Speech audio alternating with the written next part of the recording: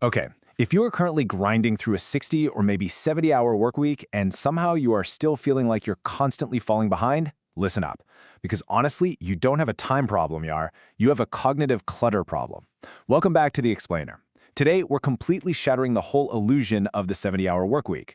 We are diving into a literal masterclass from AI executive productivity specialist Elena, and we're going to strip away like 90% of that conventional productivity noise so you can actually get your life back. Let's get into it. 144. Take a second and think about that number, because that is the exact amount of times the average professional checks their phone, their email, and messaging apps every single day. I mean, honestly, are we doing deep work or are we just professionally stalking our group chats? Every time you do that, you're effectively paying a cognitive tax every 6 minutes. It just shatters your attention into tiny, useless little pieces. And this right here is exactly why those 144 daily checks are just so devastating. Research from UC Irvine actually calls this the 23-minute context tax. Yes, it literally takes 23 whole minutes for your brain to fully refocus after just one tiny micro interruption. So that fraction of a second Slack ping, yeah, it derails your focus for nearly half an hour. It completely and utterly destroys your flow state. Now, most people try to fix this burnout by just adding more.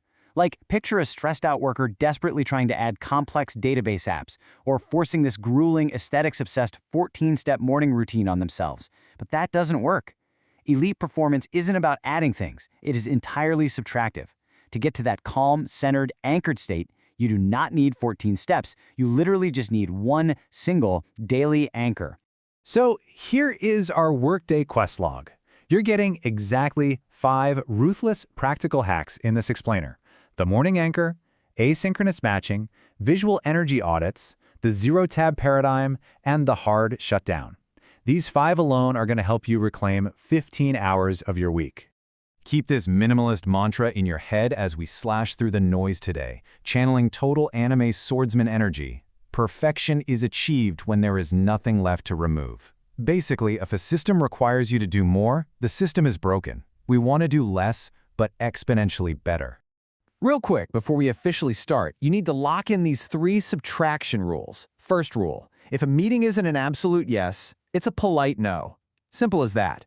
Second, disable those push notifications right now. Seriously, stop paying that context tax. And third, create frictionless p-faults so you never have to waste your precious brain power on minor, silly daily decisions. All right, let's jump straight to hack number 1. Master your morning anchor, which we also call the rule of 1. Here's how this works. Every single morning, before you even think about touching Slack or reading a single news headline, identify the one single task that moves the needle the most. But wait, here is the absolute trick to this. Do not put this in some endless digital to-do app. A digital list has literally no boundaries. Instead, you're going to write it down on a physical 3x3-inch sticky note. The physical size of that little piece of paper forces you to choose a singular priority. You physically cannot fit a 20-item backlog on it. Now, having the note is great, but execution is everything. You're going to block 90 uninterrupted minutes, let's say from 9 a.m. to 10:30 a.m.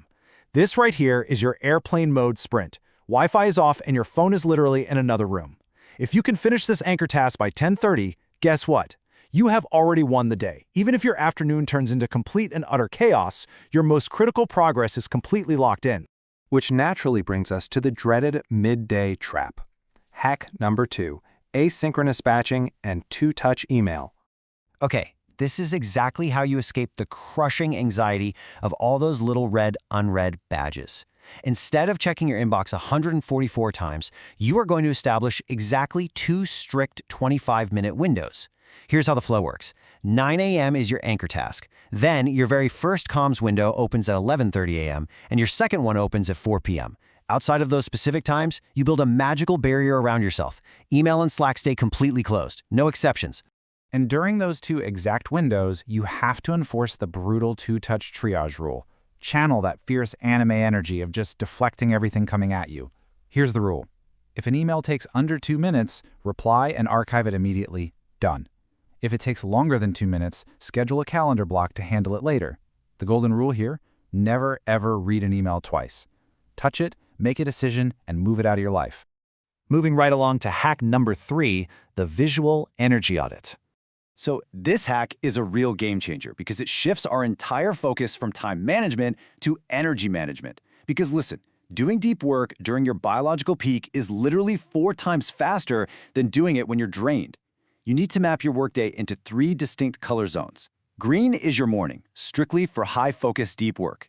Yellow is early afternoon, perfect for meetings and collaborating with your team. And red is late afternoon, for all those mindless admin tasks. You must passionately defend your green zone YAR. Do not ever let a pointless status meeting infiltrate your morning. All right, hack number 4, the zero-tab digital paradigm, because it is definitely time to clear out the digital clutter. We really have to address the digital hoarder problem. Keeping 50 tabs open is exactly like working on a physical desk that is just covered in trash. It's so stressful.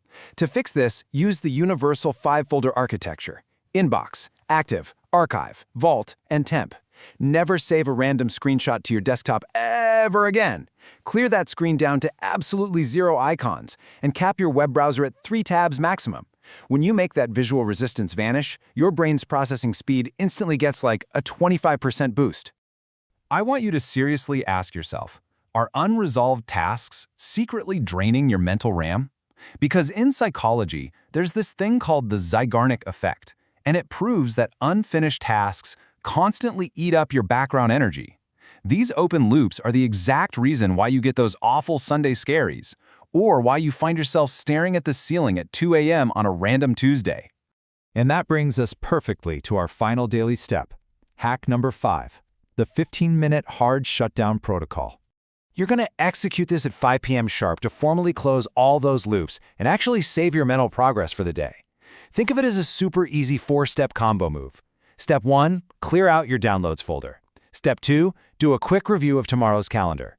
Step 3, set tomorrow's single sticky note anchor task. And Step 4, physically shut down your laptop and literally say the words out loud: work complete. Okay, I know, it sounds a little cheesy, but trust me, it gives you a 100% psychological disconnect with 0 guilt.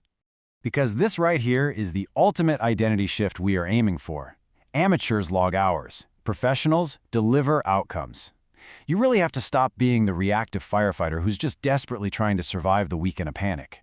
By ruthlessly eliminating all this noise, you step up and become a strategic architect who completely commands their own time. Now, don't overwhelm yourself by trying to do all 5 of these hacks today. Just start tomorrow morning with hack number 1, write down your single sticky note anchor. That's it. Also, you can grab the free 1-page executive summary PDF and the 7-day checklist via the link down in our description. I'll leave you with this one thought. If you successfully subtract the noise and buy back those 15 hours next week, who do you actually become when you're no longer defined by just how busy you are? Think about it. I will see you in the next explainer.